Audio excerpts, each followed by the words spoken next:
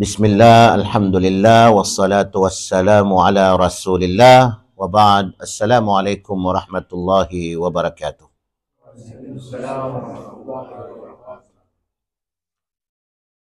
Nabanggit natin kahapon ang tungkol sa katawan ng taong patay. Kapag siya ay mabuti, ano yung kanyang sasabihin? Qaddimuni, qaddimuni. Ibig sabihin ay, bilisan ninyo ako, bilisan ninyo ako. Gusto niya talagang mabilis, may hatid na siya doon sa kanyang libingan pag kinarga na siya ng mga tao kasi dahil sa mga magagandang balita na pinapakita sa kanya o pinapabatid sa kanya. Kapag siya naman ay masama, hindi mabuti, ano ang kanyang sasabihin? Ya waylaha, ayna yadhhabuna biha, kapighatian sa kanya. Saan nila siya dadalhin? Ganong katindi kasi pinapakita sa kanya, pinapabatid sa kanya yung mga masasamang balita, no? Dahil sa siya ay masama. Yung katawan ng tao ay dadalhin na, ihahatid na doon sa kanyang libingan. Sa paghatid sa tao, maging mananampalataya o hindi mananampalataya, mabuti o masama, nabanggit ni Propeta Muhammad sallallahu alaihi wasallam na sasama sa paghatid sa kanya, sa paglibing, ang tatlong bagay. Yatba'ul mayyita salasa. Sasama, sabi ni Propeta, sa isang patay sa bangkay kapag hinatid na doon sa kanyang libingan ang tatlong bagay. Fayarji'u ithnani wa yabqa mahu wahid. Babalik ang dalawa. Ibig sabihin ay pwede na before matapos yung paglibing o after na matapos ang paglibing, babalik. Babalik yun, ang dalawa na yun. Wa yabqa mahu wahid, at ang maiiwan na kasama niya ay isa lang. Yatba'uhu, sabi ng propeta, yatba'uhu ahluhu wa maluhu wa amaluhu. Tingnan ninyo. Sa paghatid sa kanya sa kanyang libingan ay sasama, sabi ni propeta, ang tatlo na ito, ahluhu, ang kanyang pamilya. Ang kanyang pamilya, asawa, mga anak, basta mga pamilya. Ahluhu wa maluhu, at ang kanyang kayamanan. Ano itong kayamanan? May sasakyan, isasakay siya sa kanyang sasakyan. Kung mayroon siyang mga property o ari-arian o mga sinasahuran, kasama sa kanyang kayamanan yung mga tao na sasama sa paghatid sa kanya kasi kasama yun sa kanyang kayamanan, sinasahuran niya sila. Ahluhu wa maluhu. Pangatlo na sasama sa kanya, sabi ni propeta, amaluhu, ang kanyang gawain. Gawa. Ang kanyang gawa. Fayarji'u ahluhu wa maluhu. Babalik, sabi ni propeta, ang kanyang pamilya at ang kanyang kayamanan. Ari-arian, salapi. Yung asawa niya, babalik din. Yung kayamanan, yung sasakyan niya, babalik. Walang asawa na sasama doon sa paglibing sa iyo, kahit gaano kanya kamahal. Wala ring matinong tao na ililibing nila yung kasama na yung sasakyan ng tao na yan, kasama na yung iPhone ng tao na yan, kasama na yung smartwatch ng tao na yan, o ATM. Walang matino, di ba? Wala. Ibig sabihin, babalik yung mga kayamanan. Yung mga tawahan mo, sinasahuran mo, hindi rin niya sasama. Kahit gaano kanila, o pag nung buhay ka pa, talagang halos hindi naman maganda sabihin na halos sambahin ka na nila. Kasi walang dapat sambahin, maliban sa Allah. Pero yung parang masyado kang nirerespeto, masyado kang tinataas, lahat ng sasabihin mo, susundin ka. Pero lahat ng yun, pag namatay ka, hatid ka na sa iyong libingan, babalik din. Wa yabqa amaluhu. Ang matitira lang sa kanya, sabi ni propeta, yung ang kanyang amal, ang kanyang gawa. Na? Yung pamilya, yung kayamanan, babalik. ang matitira lang yung kanyang gawa. Yung mga pamilya natin dito sa mundo, iingatan din natin. Yung mga kayamanan natin dito sa mundo, iingatan din natin. Kasi baka mabanggan niya itong pag-iipon natin ng mga mabubuting gawain. Mga mabubuting gawain. Mga amal as-saliha, yung mga mabubuting gawain na hinahangad natin o pinagsisikapan natin, ingatan natin kasi baka makahadlang sa atin ang ating pamilya. Especially ang ating asawa o kaya ang ating kayamanan. Ang ating trabaho, alhamdulillah, mayroon tayong trabaho. Pero minsan, bigyan natin ng oras yung panahon na matutunan natin ang banal na Quran, matutunan natin yung katuruan sa ating pananampalatayang Islam. Iba na yung ating trabaho, alhamdulillah. Kaya tayo nandito sa Kuwait dahil nagtatrabaho tayo at special na bigyan natin ng panahon yung pag-aaral natin. Isang kasaysayan. Maikling kasaysayan na maaari nating sabihin na ito ay wagas, tunay na pagmamahal na kasaysayan na related sa libingan o paghatid sa libingan. Isang mag-asawa, ang lalaki, ang kanyang asawa ay talagang napakagandang babae.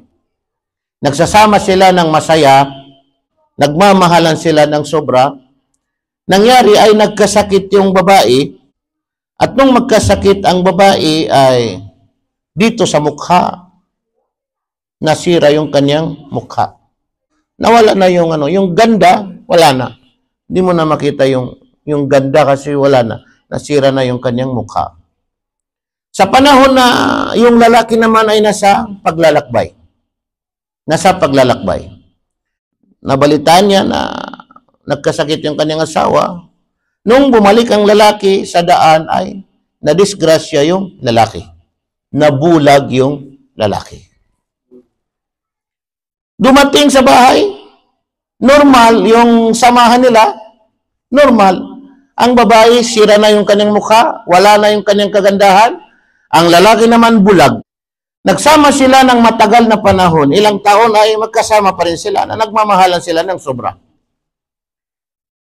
Dumating ang panahon na namatay yung babae at nung mamatay ang babae ay hinatid na nila doon sa libingan. Hinatid na ang babae doon sa libingan. Dati, nung buhay pang babae, yung lalaki hinahawak-hawakan ng babae. Kasi inalalayan, kasi bulag nga, hindi makakita. Hinatid na nila yung babae doon sa libingan. Nung may hatid na sa libingan at matabunan na tapos na, tumayo na yung lalaki at umalis. Napansin ng mga tao, tinawag nila. Ay lalaki, saan ka pupunta? Sabi niya, uuwi na ako sa bahay. Sabi niya, uuwi ka mag-isa? Alam mo naman na bulag ka. Paano ka makakawin yan? Parang napansin nila na parang wala na. Hindi na normal. Kasi uuwi na mag-isa. Wala nang pakialam eh. Sabi niya, uuwi ako mag-isa. Sabi niya, hindi ka makakita. Bulag ka. Tutulungan ka namin. Sabi niya, hindi. Ang totoo niya, sabi niya, kapatid, mga kapatid, ay hindi ako bulag. Hindi sabi niya ako bulag. Ha? Paano nangyari? Nakakakita ako, sabi niya. Hindi ako bulag. Walang nangyari sa akin. Kaya ko lang ginawa yon na sinabi ko na bulag ako, ginampanan ko na bulag ako sa matagal na panahon dahil ayaw kong ma-offend, sabi niya, yung asawa ko. Ma-offend. Kasi napakabait niya na tao, napakabait niya na asawa.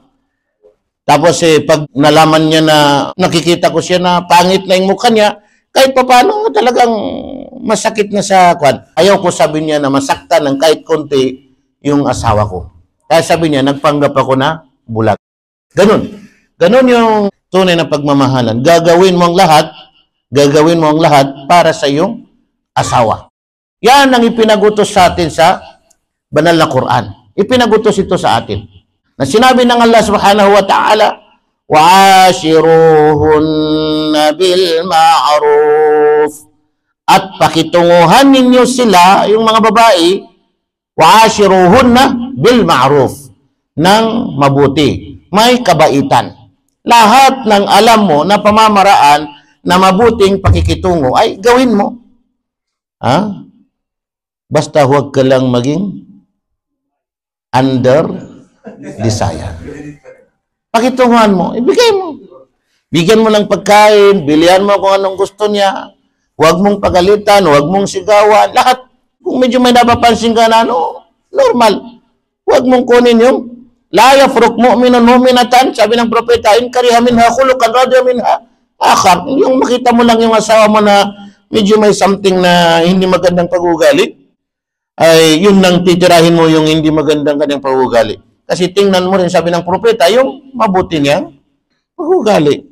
Yung pananatili lang sa bahay, yung pagbantay lang sa mga anak ninyo, yung minsan titimplahan kanya ng kape, o pagluluto kanya, o ipaglalaba kanya, yung ayusin na yung higaan, o maglilinis sa bahay, napakabuti yun. Napakabuti. Yun yung tingnan mo. Huwag ang titingnan mo lang yung kanyang kamalian. So ito ang sinabi ng Allah subhanahu wa ta'ala, وَعَاشِرُوهُنَّ بِالْمَعْرُوفِ, at pakitunguhan ninyo silang mga babae ng ma'ruf. May kabutihan, may kabaitan na pakikitungo. فَإِنْ كَرِهْتُمُوهُنَّ فَعَسَىٰ أَنْ تَكْرَهُوا شَيْئًا وَيَجْعَلَ اللَّهُ فِيهِ خَيْرًا كَثِيرًا. At kung dumating ang panahon na kasusuklaman ninyo sila, mga babae na ito, yung mga pamumuhay dito sa mundo ba, na hindi mo magugustuhan yung kanyang ugali, yung kanyang mga style, yung kanyang mga inaasal, yung tawag ng tawag, yung text ng text, yung tanong ng tanong, yung tampo ng tampo, yung lahat, maraming mga gawain ng mga babae na parang hindi masyado normal, no? Naghahanap, parang naghahanap ba? Fa'in karihtumuhunna, sabi ng Allah, fa'in karihtumuhunna, kung kasusuklaman ninyo sila, kamumuhuyan niyo sila, hindi niyo gusto yung kanilang mga inaasal, yung pag-ugali, mga estilo, mga gawain. Sa tafsir ay sabi ng paliwanag nito, fasbiru, magtiis kayo. Fa'asa an takrahu shay'an, marahil yung isang bagay na kinasusuklaman ninyo, hindi ninyo nagugustuhan, fa'asa an takrahu shay'an wa yaj'al Allahu fihi khairan katsira. Yung hindi niyo pala yung nagugustuhan, gagawin ng Allah doon ang maraming mga kabutihan. Ibig sabihin, yung hindi ninyo nagugustuhan, may kaakibat ito na maraming mga kabutihan. Magtiis ka lang. Hindi mo alam kasi ibibigay ng Allah, magkakaroon kayo ng anak, mabuting anak, memorize ng Quran, may kaalaman sa Islam, hindi mo yan alam. O bibigyan kayo ng Allah ng maraming mga biyaya, asinso kayo, di ba? So lahat yan ay hindi mo alam na doon pala nag-umpisa doon sa pagtitiis mo sa asawa mo na iba-iba yung kanyang mga inaasal o pag-ugali kasi yan ang buhay ng babae. Aminin natin sa hindi, pero yan ang buhay ng babae. Madali magsalita, madali magtampo, madali manghusga at sinisikap nila na makontrol nila yung asawa nila. Huwag ka lang magpakontrol. Huwag ka lang magpakontrol kasi lalaki ka. Huwag ka lang magpaapi. Iba naman ang termo kasi magpaapi, no? So yan. Fa'asa an takrahu shay'an wa yaj'al Allahu fihi khairan katsira. Tingnan niyo, hindi lang isang mabuti na kaakibat nito kundi khairan katsira. Napakaraming mga kabutihan na hindi mo alam na ibibigay pala sa iyo ng Allah subhanahu wa ta'ala dahil sa iyong pagtitiis. Sa anumang nakikita ninyo sa inyong asawa na hindi ninyo nagugustuhan. So alhamdulillah at nagkakaroon tayo ng dagdag kaalaman. Hanggang dito na lamang. Assalamualaikum warahmatullahi wabarakatuh.